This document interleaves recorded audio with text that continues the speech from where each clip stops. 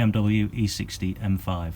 So if you've just recently bought yourselves one of these vehicles, you're going to want to look at doing a baseline service on the car. So what do we mean by that? Well, you're going to want to go right the way through the car, replace all the fluids, all the filters, and then it just gives you a good starting point, knowing exactly what's been done to it and when it's been done, moving forward with looking after the vehicle. Okay, so let's have a look what we've got here. The cabin air filter, they come as a pack of 2. It's worth getting the carbon active ones. I normally change them out once a year. Got the BMW coolant here. You're going to want 3 bottles of that. You can use any ethylene glycol coolant, but the BMW stuff's that cheap, you might as well use that, there's no excuse. Now the SMG gearbox oil, this isn't the SMG pump oil, this is the actual gearbox oil.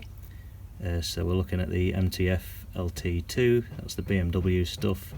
You're going to want 3 litres of that.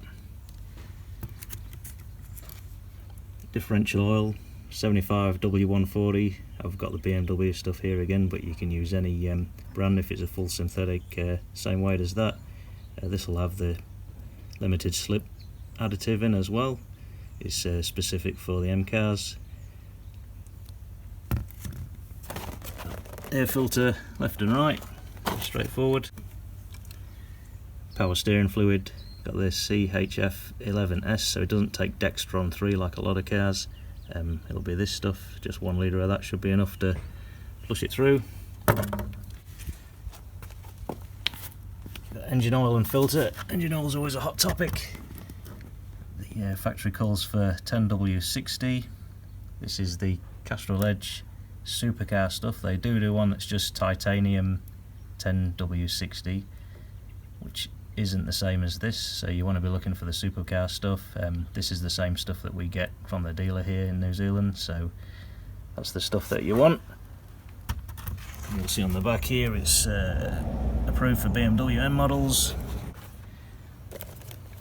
Oil filter, this is a Marley, or another good brand to go for is the Man, either of them, good quality. You also want to do your brake fluid, that's just a .4 low viscosity. And it might be worth looking at doing the spark plugs as well, but I like to get all the fluids sorted first and then move on to them jobs later on. Okay, if you found the video useful, don't forget to give us a like or subscribe. Thanks for watching.